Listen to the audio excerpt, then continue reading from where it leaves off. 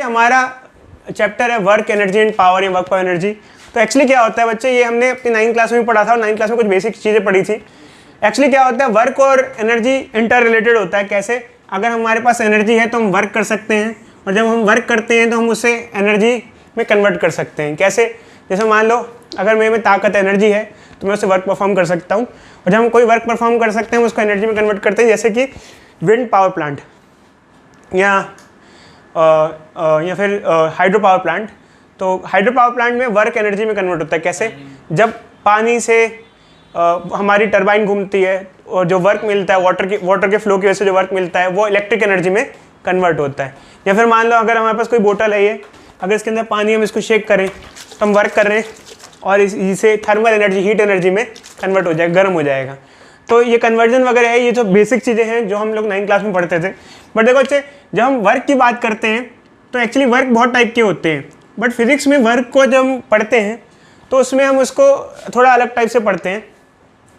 हम यहाँ पर मेंटल वर्क वगैरह स्टडी नहीं करते। हम ये कहते हैं कि वर्क डन तब माना जाता है जब हमने किसी बॉडी पे फोर्स लगाया हो और उस फोर्स से क्या प्रोड्यूस हुआ हो, डिस्प्लेसमेंट प्रोड्यूस हुई हो, हम इसको वर्क मानते हैं। जो कि फिजिक्स के हिसाब से हम इसी को वर्क कंसिडर करते हैं।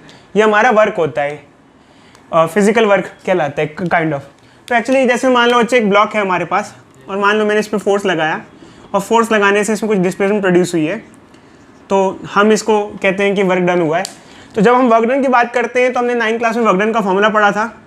वर्क डन का फॉर्मूला जो होता है force into displacement in direction of force. अब इसका क्या मतलब हुआ बच्चे? मतलब जैसे हमने कोई किसी बॉडी पे फोर्स लगाया है और जिस डायरेक्शन में फोर्स लगाया है उसमें कितनी डिस्प्लेसमेंट हुई है।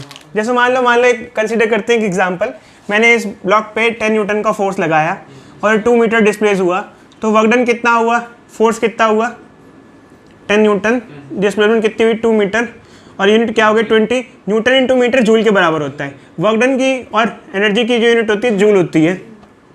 तो यहाँ जो वर्क परफॉर्म हुआ 20 जूल का हुआ। तो ये सब बेसिक चीज़ें थी जो हमने पढ़ी थी। बट एक्चुअली क्या है, जैसे ही बच्चों हम 11th क्लास में आ जाते हैं तो यहाँ पर हम बात किसी और चीज़ की भी करते हैं। यहाँ जब वर्क डन को क्लासीफाई करते हैं तो तीन टाइप से करते हैं, पॉजिटिव वर्क, नेगेटिव वर्क और जीरो वर्क। एक्चुअल में क्या होता है बच्चों, जब हम छोटी क्लास में थे तो हम हमेशा ये देखते थे कि फोर्स और डिस्प्लेसमेंट एक ही डायरेक्शन में है। बट हम जब बड़ी क्लास में पढ़ते हैं तो ये हमें स्टडी करने को मिलता है कि हो सकता है फोर्स और डिस्प्लेसमेंट की डायरेक्शन सेम ना हो। अब बच्चे ऐसे कहते हैं सर ऐसा कैसे हो सकता है, मैंने बॉडी पे आगे फोर्स लगाया है तो आगे ही डिस्प्लेस होगी। बट मान लो बच्चे किसी सिचुएशन में हम बॉडी पे फोर्स इधर लगा रहे हैं और बॉडी इधर डिस्प्लेस हो रही है, थोड़ा सा मान लो बॉडी में डिस्प्लेसमेंट इधर हो रहा है, तो हम कैसे सिंप्लीफाई करते हैं, कैसे चीज़ें करते हैं। मतलब अगर फोर्स और डिस्प्लेसमेंट एक ही डायरेक्शन के अलाउंग ना हो तो क्या होगा। तो ये फॉर्मूला जो मैंने लिखा है किसी काम का नहीं बच्चों, क्योंकि छोटी क्लास का है। जब हम बड़ी क्लास में आते हैं तो हम क्या देखते हैं, हम ये देखते हैं बच्चों, यहाँ से लिखना चालू करना है। जैसे मान लो फोर्स है F और इस पर डिस्प्लेसमेंट प्रोड्यूस हुई S due to this force, इनमें एंगल है थीटा। तो एक्चुअली क्या है बच्चे, डिस्प्लेसमेंट मान लो हो गई है, जैसे मान लो डिस्प्लेसमेंट 2 मीटर हुई है तो फोर्स मान लो 10 न्यूटन है। क्या यहाँ वर्क डन दोनों को मल्टीप्लाई करके आ सकता है? क्या हम 20 जूल वर्क डन ले लेंगे क्योंकि ये 10 है और ये 2 है? नहीं, क्योंकि यहाँ डिस्प्लेसमेंट जो हुई है उसका कुछ हिस्सा अननेसेसरी है। अननेसेसरी का मतलब क्या होता है, देखो जैसे मान लो डिस्प्लेसमेंट है 2 मीटर की, उसको हम रिजॉल्व करें, जैसे डिस्प्लेसमेंट है 2 मीटर की या फिर ऐसे मान लो, इसको हम रिजॉल्व करें तो आपको पता है जब हम वेक्टर रिजोल्यूशन करते हैं इसके कंपोनेंट्स आते हैं। तो इसका एक कंपोनेंट आएगा इस डायरेक्शन में S cos थीटा और एक आएगा S sin थीटा। यहाँ जो हमारा कंपोनेंट है S sin थीटा वो हमारे किसी काम का नहीं। क्यों? क्योंकि आपने जिस डायरेक्शन में फोर्स लगाया था आपको उसी डायरेक्शन की डिस्प्लेसमेंट काउंट करनी होती है। मान लो आप किसी जगह खाने गए, आपने कुछ चीज़ का ऑर्डर दिया और वो कुछ और चीज़ ले आया जो आपको खानी नहीं थी, आपने मंगाई नहीं थी, तो आप उस चीज़ की पेमेंट क्यों करोगे बिल में? आपको तो जो चाहिए था वो वही सिर्फ पेमेंट करोगे। तो हमने इस डायरेक्शन में फोर्स लगाया, हम इस डिस्प्लेसमेंट को क्यों काउंट करेंगे? क्योंकि हमने इस डायरेक्शन में फोर्स लगाया, हम फोर्स की डायरेक्शन में डिस्प्लेसमेंट हुई है उसी को काउंट करेंगे। तो यहाँ से वर्क डन का जो फॉर्मूला आएगा वो क्या आ जाएगा, F, और डिस्प्लेसमेंट क्या होगी S cos थीटा। तो यहाँ से अगर हम देखें तो फॉर्मूला जो वर्क डन का हो जाता है वो क्या हो जाता है F cos थीटा, जहाँ थीटा क्या हो जाता है, angle between force and displacement. अब कई बार बच्चे कहते हैं कि सर मान लो मैं ये फॉर्मूला ना अप्लाई करूँ, रिजॉल्व करके करूँ, चाहो तो आप फॉर्मूला अप्लाई करो, चाहे तो आप रिजॉल्व करके करो। फॉर्मूला अप्लाई या रिजॉल्व का क्या चक्कर है? देखो जैसे मान लो क्वेश्चन है बच्चे, यहाँ थीटा 60 डिग्री दे रखा है, मान लो पूछा है वर्क डन, तो फोर्स कितना है 10, डिस्प्लेसमेंट कितनी 2, कॉस 60, कॉस 60 कितना हो हाफ, क्या आ गया 10 जूल का वर्क डन आ गया। कई बच्चे कहते हैं सर फॉर्मूला नहीं लगाना है, हम रिजॉल्व करेंगे। रिजॉल्व करो, रिजॉल्व करने का मतलब क्या है, कैसे, जैसे 2 मीटर है ये, तो इसका कितना हिस्सा, अगर ये 60 है तो कितना आगे बढ़ रहा है और कितना ऊपर जा रहा है, 2 cos 60 आगे बढ़ रहा है और 2 sin 60 ऊपर जा रहा है। तो cos 60 कितना हुआ हाफ, 1 मीटर आगे जा रहा है, और ये 2 sin 60 कितना हुआ √3/2, √3 मीटर आगे जा रहा है। आगे वाले से हमें मतलब नहीं, हमें इससे मतलब है।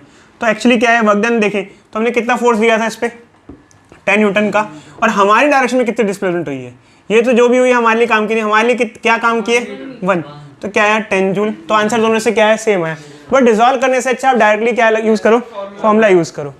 समझे बच्चे या नहीं समझे? डायरेक्ट फॉर्मूला यूज़ करना बेटर है, तो हम डायरेक्टली फॉर्मूला यूज़ कर लेंगे और आंसर निकाल लेंगे।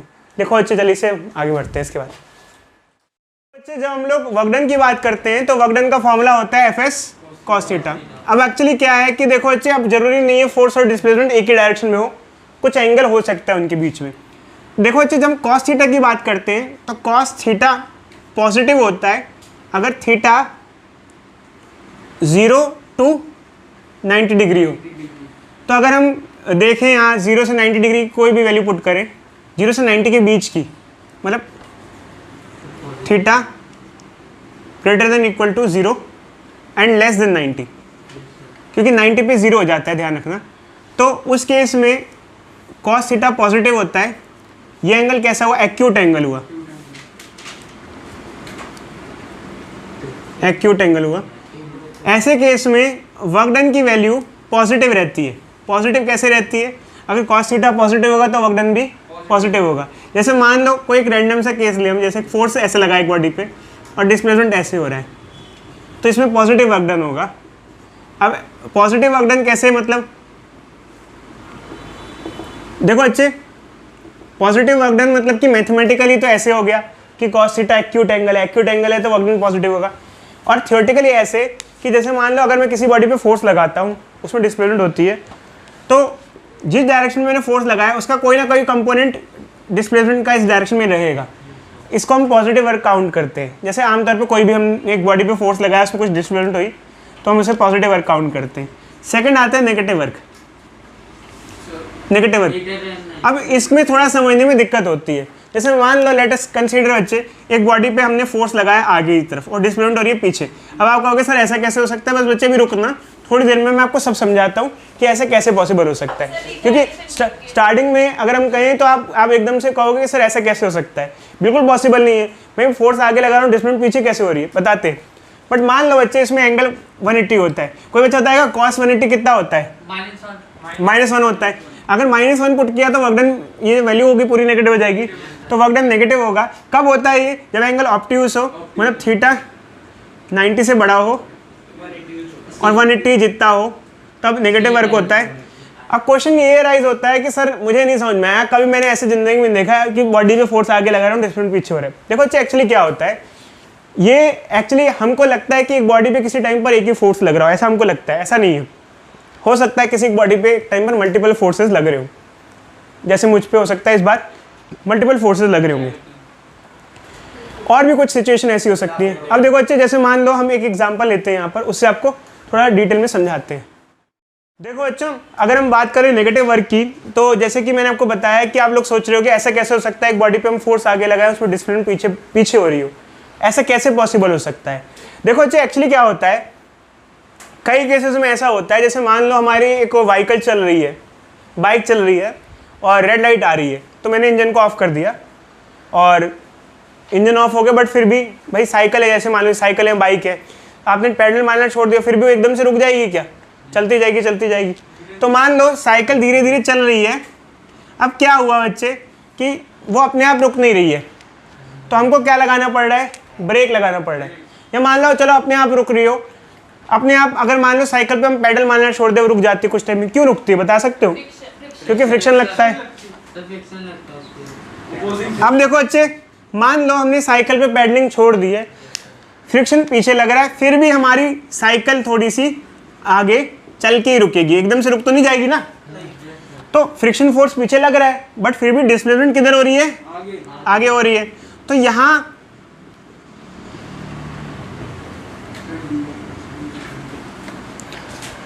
डिस्प्लेसमेंट फिर भी क्या हो रही है? आगे। तो यहाँ देखो बच्चे, फोर्स पीछे लग रहा है बट डिस्प्लेसमेंट किधर हो रही है? आगे, क्योंकि पहले से ही वो बॉडी क्या थी? चल रही थी, मोशन में थी। तो अब आप कहोगे सर यहाँ जो फ्रिक्शन वर्क डन कर रहा है वो कौन सा वर्क है? पॉजिटिव वर्क या नेगेटिव वर्क? बता सकते हो बच्चे? नेगेटिव कैसे? क्योंकि फ्रिक्शन पीछे लग रहा है, डिस्प्लेसमेंट आगे हो रही है, इन दोनों में एंगल कितना है? 180 डिग्री। कॉस 180 क्या होगा? -1। अब देखो अच्छे, एक तो पॉजिटिव वर्क और नेगेटिव वर्क मैथमेटिकली समझने के लिए होता है, और लॉजिकली क्या होता है? नेगेटिव वर्क का मतलब वो जो आपको रोक रहा हो। नेगेटिव मतलब हमारी लाइफ में नेगेटिव बंदा वो होता है ना जो हमको कुछ किसी काम से, कोई अच्छे काम करने से रोक रहा हो। तो यहाँ पर हम फ्रिक्शन का वर्क नेगेटिव इसलिए कहते हैं क्योंकि मोशन को डिक्रीज कर रहा है। आमतौर पे नेगेटिव, जब कभी नेगेटिव वर्क डन होता है तो उससे बॉडी की काइनेटिक एनर्जी क्या होती है? डिक्रीज होती है। पॉजिटिव वर्क से काइनेटिक एनर्जी क्या होती है? इंक्रीज होती है। अब देखो थोड़ी देर बाद ये साइकिल क्या हो जाएगी? रुक जाएगी, क्योंकि यहाँ फ्रिक्शन नेगेटिव काम कर रहा है, और गलत काम करके लोग दूसरे अच्छे आदमी को क्या करते हैं? रोकने की कोशिश करते हैं। तो ये बच्चे नेगेटिव वर्क का एग्जांपल हुआ हमारे पास। सिर्फ ये नहीं बच्चे, और भी इलस्ट्रेशंस है। जैसे मान लो फ्रिक्शन ना होता, हम ब्रेक लगाते, ब्रेकिंग फोर्स क्या होता है? Braking force. तो देखो बच्चे, जब फ्रिक्शन पीछे लगता है ना, ब्रेकिंग फोर्स भी पीछे लगता है। ब्रेक लगता है, ब्रेकिंग फोर्स पीछे लगता है, तभी तो गाड़ी रुकती है, पीछे की तरफ हमको खींचता है, रोकता है। ब्रेकिंग फोर्स भी हम मान सकते हैं पीछे लग रहा है। तो हम कई सारे इलस्ट्रेशन में मान सकते हैं। हाँ बच्चे, अभी रुको बच्चे, हम एक दो कॉन्सेप्ट डिस्कस कर लें। जैसे मान लो बच्चे, चलो एक एग्जांपल डिस्कस करते हैं। मान लो एक बॉडी है, हमने उसको नीचे से ऊपर फेंका, ऊपर गई, फिर वो नीचे आ रही है। तो इस टाइम पे कौन सा फोर्स लग रहा होगा? कौन सा? मान लो एयर फ्रिक्शन नहीं है, इस पे कौन सा फोर्स लग रहा होगा? ग्रेविटी लग रहा होगा, ग्रेविटेशन लग रहा होगा। ठीक है, ऑब्वियसली बात है, अर्थ पे है तो ग्रेविटेशन फोर्स आमतौर पे लगता ही है। ऑल्दो ये किसी के फिजिकल कांटेक्ट में नहीं है तो फ्रिक्शन नहीं होगा। एयर फ्रिक्शन हम नेग्लेक्ट कर रहे हैं। अब इस केस में जब बॉडी नीचे से ऊपर जा रही है तो ये फर्स्ट केस हुआ, और जब बॉडी ऊपर से नीचे आ रही है ये सेकंड केस हुआ। अच्छा बताओ बच्चे, वर्क डन बाय ग्रेविटी का साइन फर्स्ट केस में और सेकंड केस में क्या लेंगे?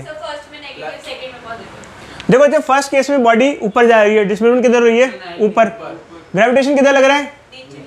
नीचे लग रहा है। ग्रेविटी अर्थ नीचे खींच रही है, ग्रेविटी है, ग्रेविटेशन फोर्स नीचे लग रहा है। डिस्प्लेसमेंट किधर हो रही है? ऊपर। तो वर्क डन क्या होगा? नेगेटिव। काइनेटिक एनर्जी बढ़ेगी घटेगी? जब बॉडी नीचे से ऊपर जाती है तो उसकी स्पीड क्या हो जाती है? डिक्रीज करती है। तो यहाँ जब काइनेटिक एनर्जी घटेगी क्योंकि ग्रेविटी नेगेटिव वर्क कर रही है। फिर जब बॉडी ऊपर से नीचे आती है तो बॉडी किधर आ रही है? नीचे। ग्रेविटी किधर लग रही है? नीचे। ग्रेविटी ऊपर से कहाँ लगती है? ग्रेविटी तो नीचे लगती है, ग्रेविटी नीचे लग रही है। यहाँ एंगल कितना होगा? 0, क्योंकि फोर्स भी इधर है, डिस्प्लेसमेंट भी नीचे। कौन सा वर्क डन होगा? वर्क कौन सा होगा? पॉजिटिव वर्क होगा, और काइनेटिक एनर्जी क्या होगी? इंक्रीज करेगी। तो उल्टा आप देखो, एक ही केस में, एक ही सिचुएशन में ऐसा भी हो रहा है कि पॉजिटिव भी है और नेगेटिव भी है, और मतलब इसमें काफ़ी कुछ डिटेल में आप समझ जाओगे। इससे समझ में आया? जब हम नेगेटिव वर्क की बात करते हैं तो हम नेगेटिव वर्क की कुछ इलस्ट्रेशंस ले सकते हैं। जैसे कि मान लो ब्रेकिंग फोर्स जो होता है वो नेगेटिव वर्क करता है जब किसी बॉडी को रोक रहा हो। इवन फ्रिक्शन फोर्स भी जैसे इस केस में नेगेटिव वर्क कर रहा है। और आप जैसे अगर हम किसी बॉडी को लिफ्ट करते हैं, जैसे मान लो एक बॉडी को लिफ्ट कर रहे हैं, तो ग्रेविटी किधर लग रही है? नीचे लग रही है, और बॉडी किधर जा रही है? ऊपर। तो वर्क डन बाय ग्रेविटी क्या होगा? नेगेटिव है। जैसे इस केस में मान लो, चलो अब ये बॉडी को हमने थ्रो किया ऊपर, तो बॉडी की डिस्प्लेसमेंट ऊपर हो रही है और ग्रेविटेशन फोर्स किधर लग रहा है? नीचे लग रहा है।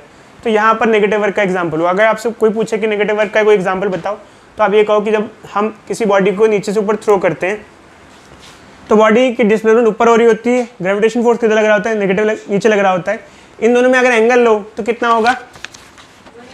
180, क्योंकि बॉडी का डिस्प्लेसमेंट ऊपर है, वेलोसिटी नीचे है, ये जो थीटा होगा 180 डिग्री होगा। तो यहाँ वर्क डन बाय ग्रेविटी इस केस में जब बॉडी नीचे से ऊपर जा रही होती है, नेगेटिव होता है, और इसकी वजह से काइनेटिक एनर्जी बॉडी की क्या हो रही होती है? डिक्रीज हो रही होती है। ठीक है बच्चों, ये हमारे समझ में आ गया। अब बच्चों हम नेक्स्ट टॉपिक में मूव करेंगे, उसका नाम है जीरो वर्क। जीरो वर्क ये थोड़ा सा यूनिक कॉन्सेप्ट है अपने में, तो स्टार्ट करते हैं बच्चों, ठीक है। तो मैथमेटिकली जीरो वर्क तब होता है जब जैसे हम लोग फॉर्मूला लगाते हैं वर्क डन का एफ कॉस थीटा, तो जब थीटा 90 डिग्री हो जाए तो कॉस 90 जीरो हो जाता है और वर्क डन क्या हो जाता है, जीरो हो जाता है। बट एक्चुअली क्या है कि चलो ठीक है, मैथमेटिकली हम देख सकते हैं इस चीज़ को, बट एक्चुअली थियोरेटिकली क्या होता है हमें इसे देखना ज़रूरी है। तो जैसे मान लो बच्चे कोई बॉडी है, उस पर फोर्स जैसे इधर लग रहा हो और डिस्प्लेसमेंट अगर इधर हो रही हो, तो ये थीटा 90 डिग्री होता है। अब यहाँ क्वेश्चन ये आता है कि इसे ज़ीरो क्यों कहते हैं। देखो बच्चे, फोर्स और डिस्प्लेसमेंट एक दूसरे के 90 डिग्री पे है, तो जिस डायरेक्शन में फोर्स लगाया है दूर दूर तक उस डायरेक्शन में कोई डिस्प्लेसमेंट नहीं है, तो इसलिए इसे हम जीरो वर्क कहते हैं। बट एक्चुअली क्या है कि कई बच्चे कहते हैं सर इसका कोई इलस्ट्रेशन बताइए, जैसे आपने नेगेटिव वर्क का बताया था। एक्चुअली क्या होता है बच्चे, जब हम 9th क्लास में थे तो हम ये देखते थे कि जैसे कूली है कोई, एक क्वेश्चन आता था कि जैसे कूली सामान लेके जब चल रहा है तो वो कितना वर्क डन कर रहा है अगेंस्ट ग्रेविटी। देखो ये कूली है, वर्क डन अगेंस्ट ग्रेविटी क्या होगा अगर वो मूव कर रहा है, तो जैसे आगे चल रहा है, तो देखो जब वो आगे चल रहा है तो डिस्प्लेसमेंट किधर हो रही है, आगे की तरफ हो रही है, ठीक है, और फोर्स इस पे किधर लग रहा है, ग्रेविटी नीचे लग रहा है, तो इन दोनों में एंगल कितना है, 90 डिग्री है। अब क्वेश्चन में एक खास बात है, एक लाइन लिखी हुई है बच्चों, एक लाइन है, देखो बच्चे एक लाइन बहुत इंपॉर्टेंट है, वर्क डन अगेंस्ट ग्रेविटी। देखो बच्चे ग्रेविटी के अगेंस्ट वर्क डन का क्या मतलब हुआ, जैसे हम बोल रहे हैं वर्क डन अगेंस्ट ग्रेविटी क्या है, हमने सिर्फ वर्क डन नहीं बोला, हमने कहा वर्क डन अगेंस्ट ग्रेविटी क्या है। देखो बच्चे एक्चुअली क्या होता है, अगर आप किसी चीज को जमीन से उठाते हो नीचे तो ग्रेविटी के अगेंस्ट काम करते हो, कुछ वर्क डन करते हो, जैसे नीचे से ऊपर लेके आए। अगर मैं नीचे से ऊपर से नीचे ले जा रहा हूँ तो ग्रेविटी के सपोर्ट में कुछ वर्क कर रहा हूँ, ग्रेविटी में नीचे ला रही है, हम भी नीचे लेके आ रहे हैं, ठीक है।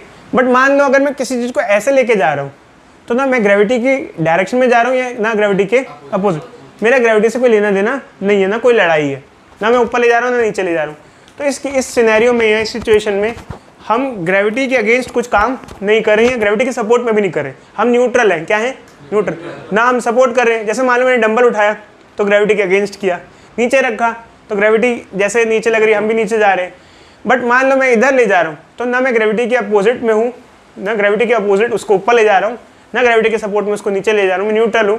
ऐसे केस में वर्क डन बाय ग्रेविटी क्या होगा, जीरो होगा, क्योंकि ना तो हम ग्रेविटी के डायरेक्शन में जा रहे हैं ना ग्रेविटी के अपोजिट जा रहे हैं। बट खैर ये जो टॉपिक है इसलिए इतना आपको इससे समझ में नहीं आएगा। एक्चुअल में क्या होता है बच्चे, हम एक सेंट्रीपिटल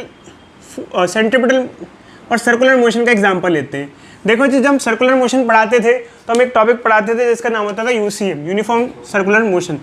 तो यूनिफॉर्म सर्कुलर मोशन में क्या होता है, बॉडी की वेलोसिटी ऐसी होती है और बॉडी पे सेंट्रीपिटल फोर्स ऐसा लग रहा होता है।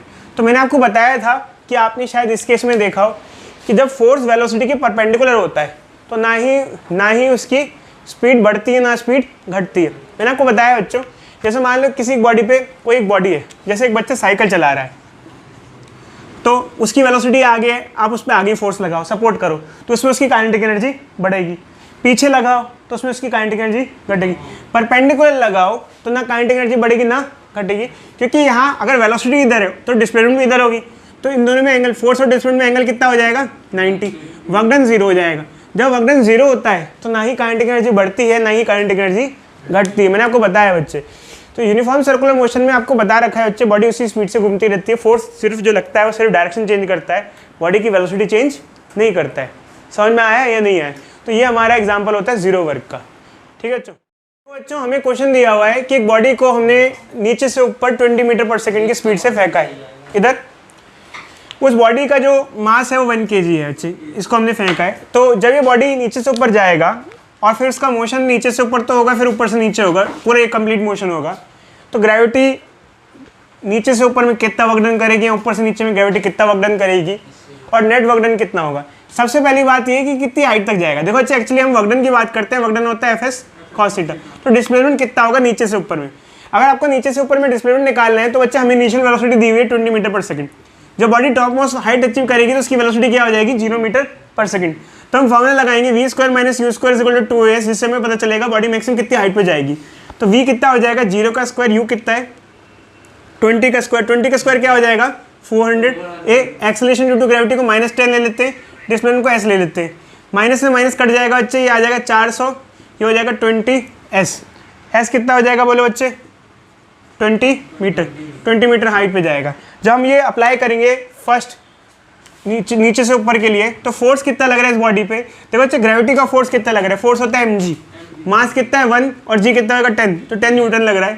तो 10 डिस्प्लेसमेंट कितनी हो रही है 20 और कॉस कितना है 180, क्योंकि फोर्स नीचे लग रहा है डिस्प्लेसमेंट ऊपर हो रही है, तो ये कितना आ जाएगा -200 जूल। अगर आप ठीक ऊपर से नीचे के लिए करोगे तो वैल्यू सेम ही आएगी बच्चे, बट इसमें साइन चेंज हो जाएगा। क्यों साइन चेंज क्यों हो जाएगा, देखो जब बॉडी ऊपर से नीचे आएगी, क्योंकि मान लो जिस पॉइंट से चली है उसी पॉइंट पे आने की हम बात कर रहे हैं, यहाँ से चली है, तो देखो बच्चे जब बॉडी ऊपर से नीचे आएगी यहाँ पर, तो फोर्स ग्रेविटी का ही लग रहा होगा, डिस्प्लेसमेंट भी वही होगी जिस साइड तक जहाँ की हम बात करें, और थीटा बस 0 हो जाएगा क्योंकि फोर्स नीचे लग रहा है, डिस्प्लेसमेंट भी नीचे हो रही है। तो हम सेकंड केस को निकाल नहीं रहे, सेकंड केस को सीधे सीधे लिख देंगे, वर्क डन 200 जूल हो जाएगा। और टोटल कहेंगे तो क्या हो जाएगा, टोटल कितना हो जाएगा बच्चे, नेट कितना हो जाएगा, दोनों को ऐड कर देंगे, क्या आ जाएगा 0 जूल। क्यों, क्योंकि जब वो बॉडी नीचे से ऊपर गई तो उसने स्पीड को घटाया, जब ऊपर से नीचे आई तो स्पीड को बढ़ाया, और फाइनली जिस स्पीड से बॉडी चली थी 20 से चली थी, और फाइनली उसने कितने अचीव कर ली अभी भी 20, तो उसमें कोई नेट चेंज नहीं आया। देखो काइनेटिक एनर्जी कितनी चेंज हुई बताना है इसमें, क्या कोई स्पीड चेंज हुई नेट, नहीं कोई स्पीड चेंज नहीं, क्योंकि जितनी से चली थी, जितने से नीचे गया था उतने से वापस लौट रही है।